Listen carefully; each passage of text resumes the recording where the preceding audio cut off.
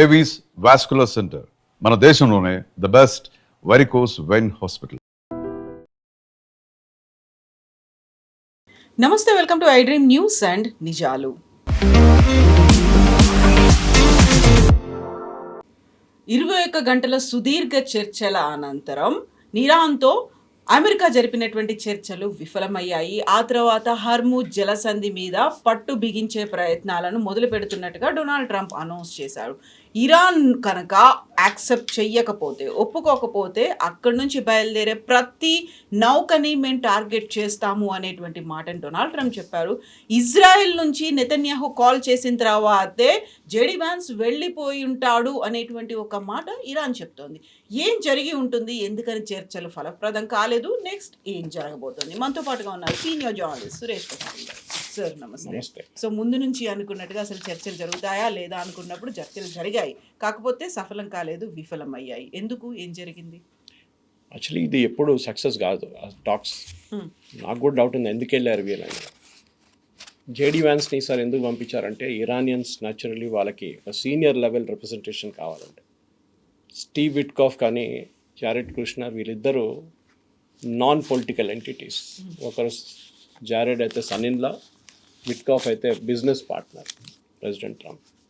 Iran అన్నారు పోయిన 2 సార్లు వీళ్ళతోనే మాట్లాడినప్పుడు మా మీద బాంబు వేశారు, ఈసారి కూడా వీళ్ళు వచ్చి కూర్చుంటే వీళ్ళకి అర్థం కాదు, తర్వాత మళ్ళీ వీళ్ళు అంటారు ఫెయిల్ అయిపోయిందని, మళ్ళీ ఇంకా మా మీద బాంబులు పడతాయి. You send the vice president JD Vance. So JD Vance గారు పాపం తిరిగి మొత్తం లోకమంతా తిరిగి వచ్చారు ఇక్కడికి, ఇస్లామాబాద్కి. చాలా హైప్ బిల్డప్ చేశారు. యాక్చువల్లీ ఈ టాక్స్ మొదలయ్యే ముందే చాలా క్లియర్ ఉండే వీళ్ళిద్దరికీ ఒక diplomatic language or negotiating language చెప్తారు మ్యాక్సిమలిస్ట్ పొజిషన్స్. అంటే ఇద్దరు are at 2 extreme ends. America ఏమంటున్నారంటే ఒకటి, ఇరాన్కి న్యూక్లియర్ ఆయుధాలు ఎప్పుడు వాళ్ళు డెవలప్ చేయకూడదు, దట్ ఇస్ ఇట్. మిగతా అన్ని అదర్ థింగ్స్ ఆర్ ఆల్ ఏం చెప్తారు బియాండ్ దట్, చిన్న చిన్న రీజన్స్, ఈవెన్ స్ట్రేట్ ఆఫ్ హార్మోస్ కూడా. సో అది అట్లాంటి పొజిషన్ ఉన్నప్పుడు 21 గంటలు మాట్లాడారంటే ఏం మాట్లాడుంటారు? డెఫినెట్గా ఇరాన్ వాళ్ళ వైపు నుంచి ఉన్న పొజిషన్స్ పెట్టుంటారు. అండ్ మోస్ట్ ఇంపార్టెంట్ కవిత గారు, నిన్న అమెరికన్ డిప్లొమాట్స్ చాలామంది రిటైర్డ్ డిప్లొమాట్స్ ఏం చెప్తున్నారంటే ఈ టాక్స్ ఎక్కడి నుంచి మొదలైంది. ముందు అమెరికా అన్నారు మా వైపు నుంచి మేము 15 పాయింట్లు పెట్టాము, ఇరాన్ దాన్ని టోటలీ నిరాకరించారు, మేము అక్సెప్ట్ చేయము. ఇరాన్ తర్వాత 10 పాయింట్స్ పంపించారు, మళ్ళీ దాన్ని రివైజ్ చేశారు. ఆ 10 పాయింట్ల మీద డిస్కషన్ జరిగిందంట. అంటే అక్కడే ఇరాన్కి ఒక అప్పర్ హ్యాండ్ వచ్చేసింది. అమెరికా ప్రపోజల్ కాదు, ఇరాన్ ఇచ్చిన ప్రపోజల్ డిస్కస్ చేస్తున్నాం. అది అమెరికా చేసిన ఫస్ట్ తప్పు. అండ్ న్యాచురలీ దాంట్లో ఇరాన్ ఇచ్చిన కండిషన్స్ చాలా ఎక్స్ట్రీమ్ కండిషన్స్. ఒకటి, మా మీద దాడి చేయకూడదు, that America will not agree. Israel ఇంకా అగ్రీ చేయరు. రెండవది, సీజ్ ఫైర్ జరగాలి. చెప్పాను చూడండి, ఇది ప్యాలెస్టైన్ వైపు కానీ లెబనాన్ వైపు కానీ ఈవెన్ యమన్ వైపు ఏ దాడులు జరగకూడదు. That also America will not agree, Israel will not agree. In fact ఇది నడుస్తున్నప్పుడు ఇజ్రాయెల్ అక్కడ బాంబు వేస్తున్నారు లెబనాన్ మీద. మూడోది ఏమో వీళ్ళన్నారు రిపాట్రియేషన్, అంటే మా మీద చేసిన మీరేమేమి దంచ చేశారో దానికన్నీ మాకు డబ్బులు కావాలి. అది ఇవ్వకపోతే ఒక ఇండైరెక్ట్ థ్రెట్ ఉండే మేము స్ట్రేట్ ఆఫ్ హార్మోస్ నుంచి టోల్ పెట్టుకుంటామని. సో అమెరికా దాన్ని అప్పుడే రిజెక్ట్ చేసి పడేశారు. యురేనియం గురించి వాళ్ళు మాట్లాడలేదు. ఇన్ఫ్యాక్ట్ ఆ డీల్లో యురేనియం గురించి ఎక్కడ లేదు, విచ్ ఇస్ సర్ప్రైజింగ్.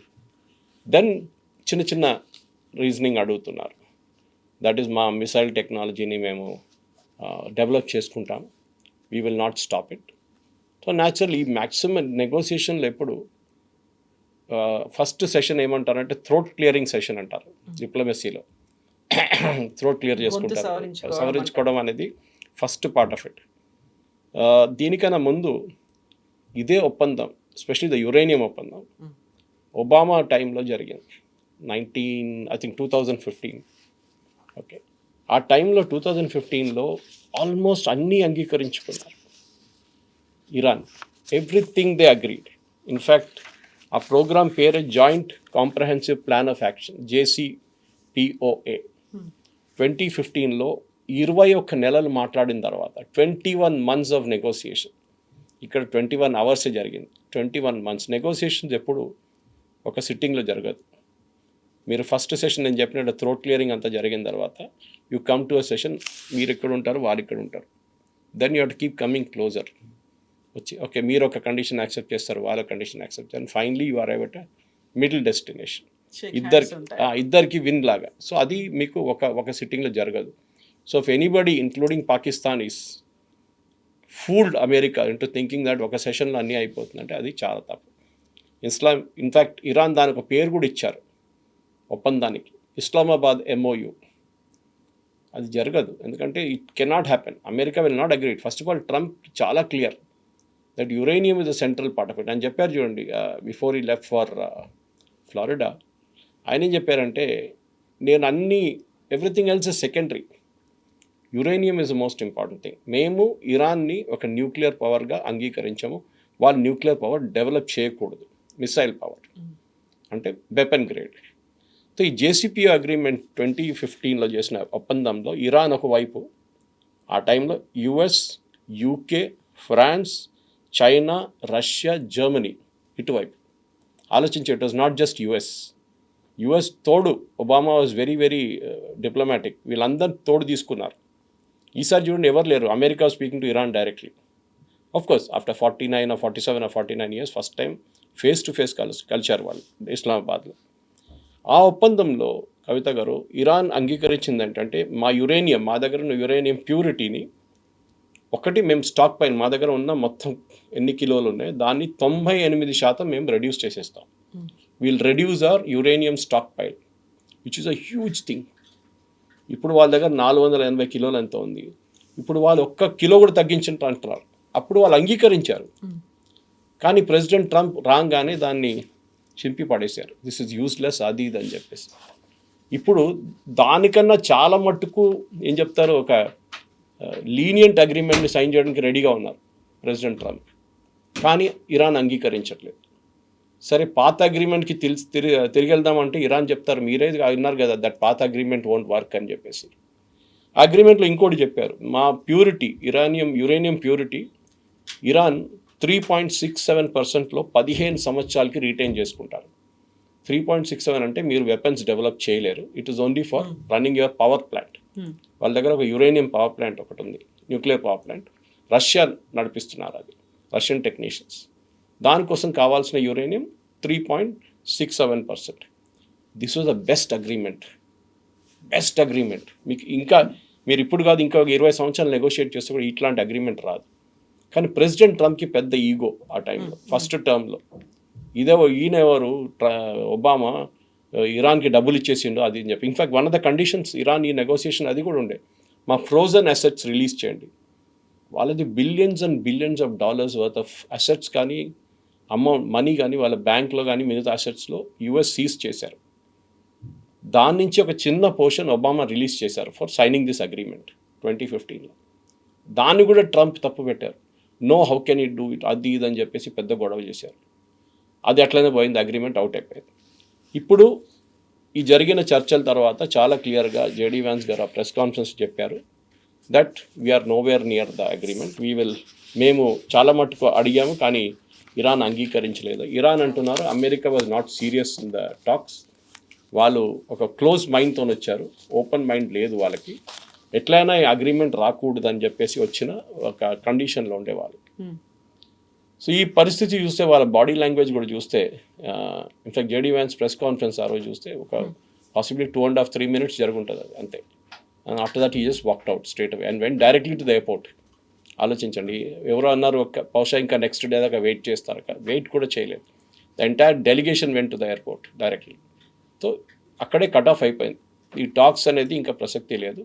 కొంతమంది అన్నారు బహుశా ఇంకొక వారం తర్వాత మీట్ అవుతారు, ఎందుకు ఇంకా so called cease fire is still there. Exactly 2 weeks అనుకున్నప్పుడు అది ఏ రోజు ఫెయిల్ అవుతుందో తెలియదు. దానికి ఒక గేమ్ ఇప్పుడు ప్రెసిడెంట్ ట్రంప్ ఆడారు. ఫస్ట్ ఆయన సిరీస్ ఆఫ్ ఆయన ట్రూత్ సోషల్లో ట్వీట్ చేశారు. దాంట్లో ఒకటైతే పెద్ద ట్వీట్, అది స్క్రీన్ షాట్, దానికి ఇంకోసం మీకు పంపించుంటాను. దాని గురించి ఆయన అన్నారు, నేను Iran is this, Iran is that, వాళ్ళు their regime is finished, navy is under the sea, air force అయిపోయింది, అన్నీ అయిపోయింది, స్ట్రైట్ ఆఫ్ హార్మోస్ని మేము బ్లాక్ చేయబోతున్నాం, స్ట్రైట్ ఆఫ్ హార్మోస్ని బ్లాక్ చేస్తాం. అంటే we will not allow ships to go in or come out. మా షిప్లన్నీ గల్ఫ్ ఆఫ్ ఒమాన్ దగ్గర ఉందా అంటే entrance to the Arabian Sea, అక్కడి నుంచి you will get into Indian Ocean. So ఆ రూట్లో, దట్ ఈస్ ఇండోనేషియా వైపు, ఇండియా వైపు, చైనా వైపు వెళ్ళే షిప్స్ అన్నీ వెళ్ళే రూట్లో గల్ఫ్ ఆఫ్ ఒమాన్ దగ్గర మా పోలీసు వాళ్ళు కూర్చున్నారు బయట, మా నేవీ వాళ్ళు. ఏ షిప్ వచ్చి వాళ్ళని ఆపేస్తారు.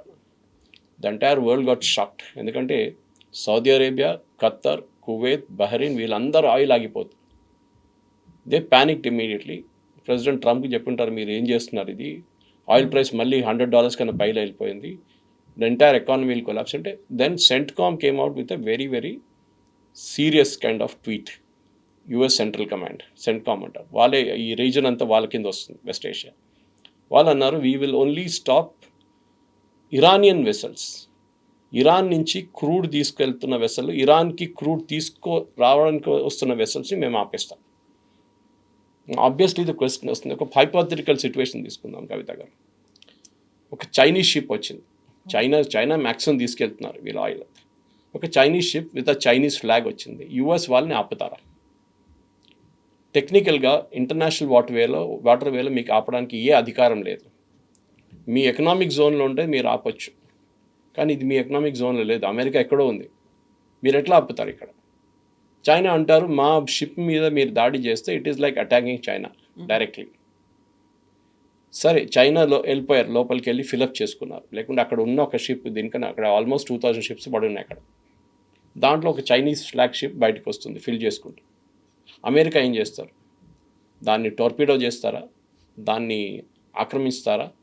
దాన్ని ఆక్యుపై చేస్తారా? అంటే you will send your forces and occupy the ship. ఏం చేస్తారు?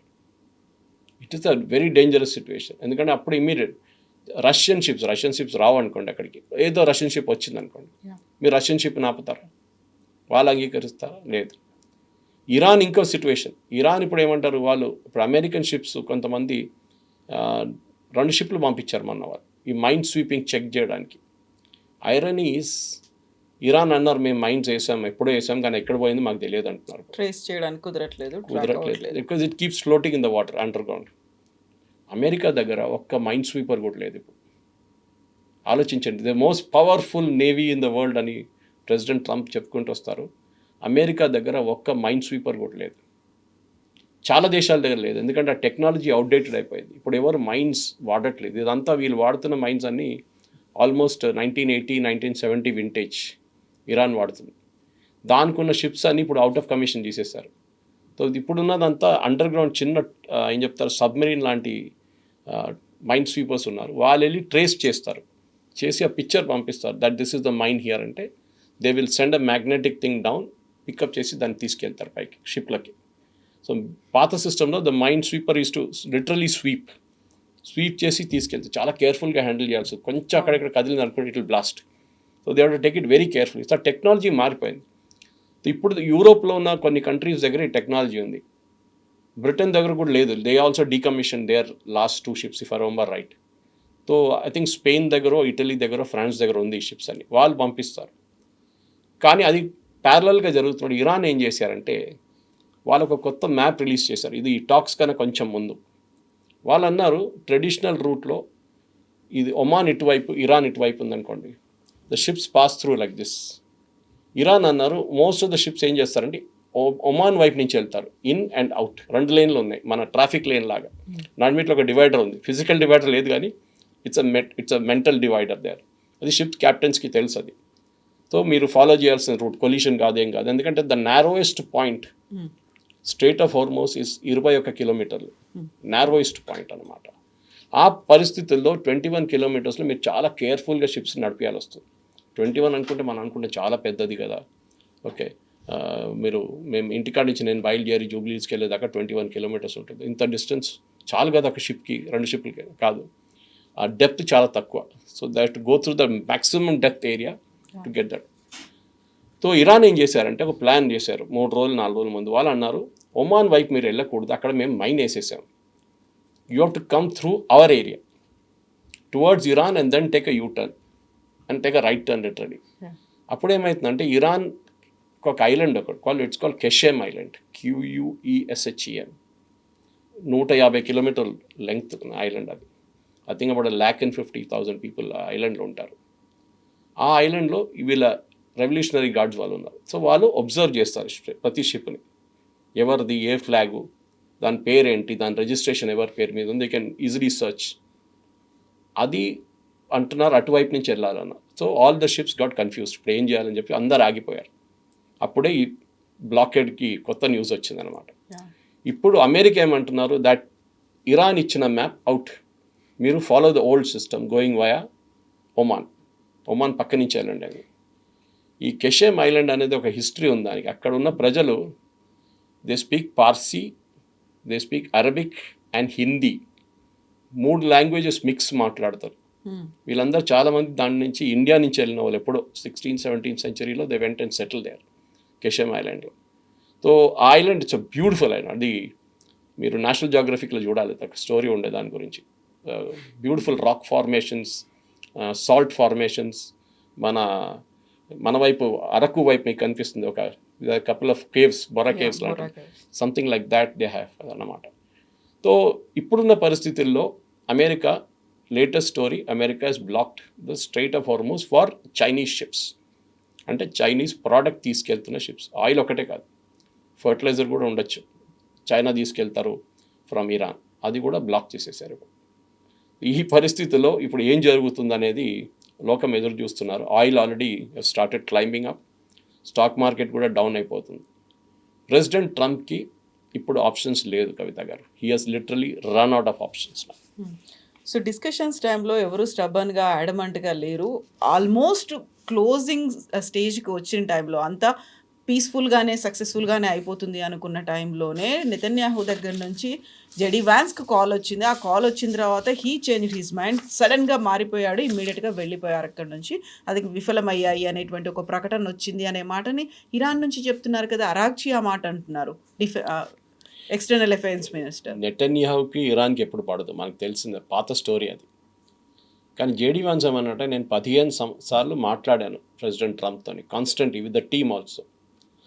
ఎవరు మన మార్క్ రూబియో కానీ, పీట్ హెస్కెత్ కానీ, వీళ్ళందరితో మాట్లాడాము మేము. Consistently we're in touch. అంటే ఇరాన్ ఈ ప్రపోజల్ ఇచ్చారు, మనం ఏం చేయాలని చెప్పి వాళ్ళు బహుశా మాట్లాడుకుంటారు. నెతన్యాహు ప్రాబ్లం ఏంటంటే, Netanyahu problem is with Lebanon. Last year Lebanon మీద దాడి చేసి సీజ్ ఫైర్ చేసుకున్నప్పుడు అందరూ అనుకున్నారు ఆ యుద్ధం అయిపోయింది అనుకున్నారు. మనం హెజ్బుల్లాని అర్థం చేసుకోవాలంటే, హెజ్బుల్లా అక్కడున్న లెబనీస్ కమ్యూనిటీలో ఒక Shia community. Lebanon basically was a Christian country. ఒక టైంలో 200 సంవత్సరాల ముందు లెబనాన్ క్రిస్టియన్ కంట్రీ ఉండే. ఇప్పుడు క్రిస్టియన్స్ అక్కడ 16% ఉన్నారు.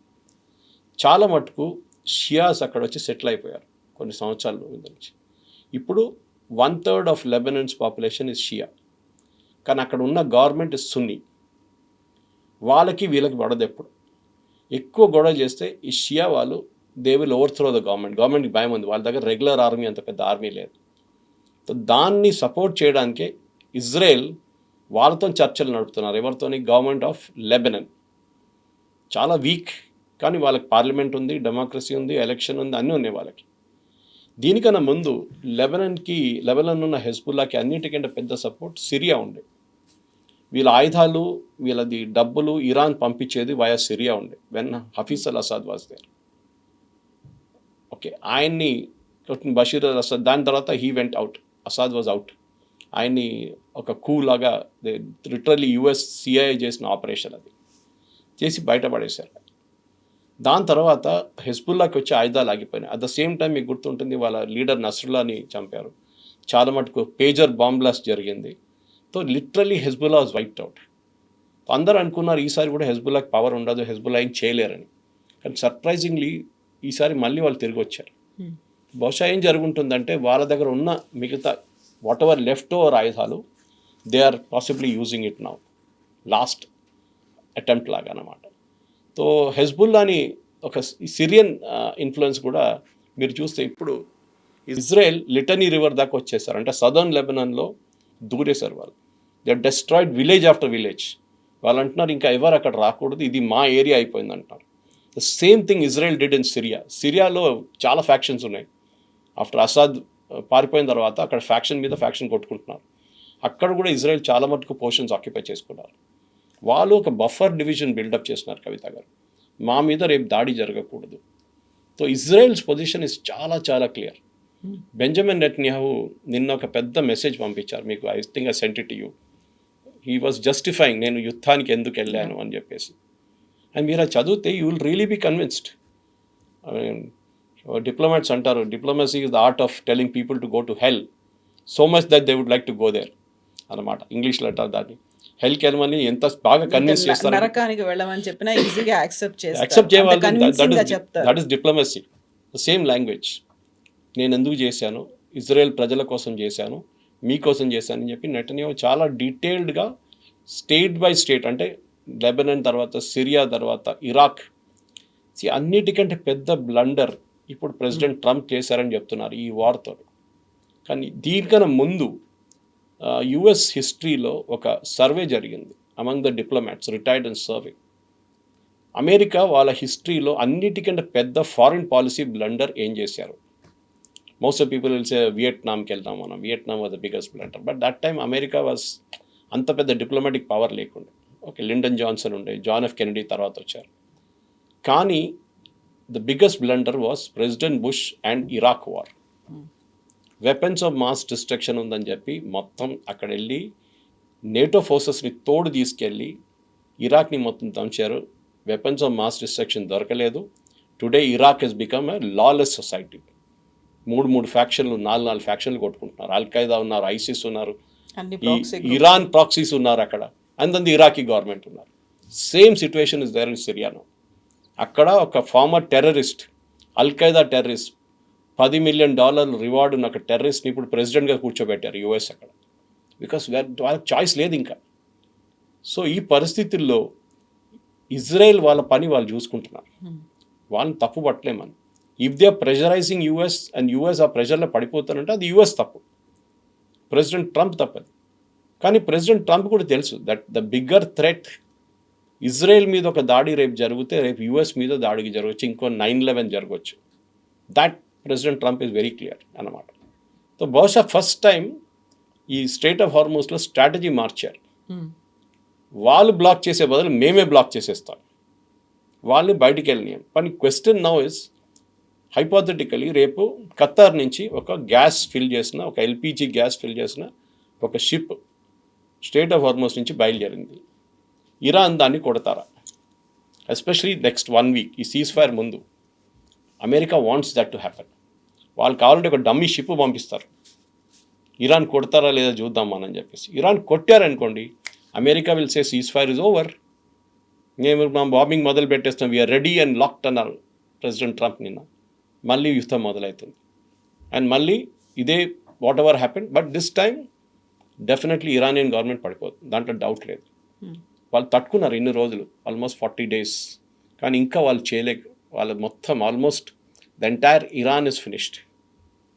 కానీ ఈ స్ట్రైట్ ఆఫ్ హార్మోస్ గురించి కూడా ఒక హిస్టరీ ఉంది దీనికి ముందు. అది చాలా ఇంట్రెస్టింగ్. ఎందుకంటే మనం అనుకుంటా straight of Hormuz 20% of world's oil ఆ రూట్ నుంచి ట్రావెల్ అవుతుంది, 40% ఆఫ్ వరల్డ్స్ ఫర్టిలైజర్ ఆ రూట్ నుంచి వెళ్తుంది, హీలియన్, ప్రొపేన్, బ్యూటేన్, మీరు ఏ గ్యాస్ పేరు చెప్పండి ఆ రూట్ నుంచి వెళ్తుంది. అట్లాంటి ఒక రూట్ని బ్లాక్ చేయడం అనేది దీనికన్నా ముందు కూడా జరిగింది, కానీ that was in a different history, different point in time. So ఇప్పటికీ ఇంత అయినప్పటికీ కూడా పాకిస్తాన్ ఈజ్ రెడీ. నేను మళ్ళీ నెక్స్ట్ చర్చలు ఏమైనా జరగాలి అంటే వీఆర్ రెడీ టు హోస్ట్. మళ్ళీ పాకిస్తానో లేకుంటే ఇస్లామాబాద్ అలాగే ఉంటుంది అనేది. బట్ ఫర్దర్గా అవుతాయి అంటారా మీరు? There was a US diplomat ఒక స్టేట్మెంట్ ఇచ్చారు. పాకిస్తాన్ని చర్చలు తీసుకురావడం ఎట్లయిపోతుందంటే మీ పర్సు తీసి ఒక పిక్ పాకెట్కి ఇచ్చి అది ఉంచుకోరానే నా షూస్ వేసుకుంటానని చెప్పేలాగా ఉంటుందన్నమాట. పాకిస్తాన్, ఇజ్రాయెల్ చాలా క్లియర్గా చెప్పారు, Pakistan is a terror supporting nation. వాళ్ళని మీరు తీసుకొచ్చి మీడియేషన్ ఏం పెట్టారు? ప్రెసిడెంట్ ట్రంప్కి ఇంకెవరు దొరకలేదు కవిత గారు. బహుశా నేను లాస్ట్ టైం మాట్లాడి చెప్పాను ఇది.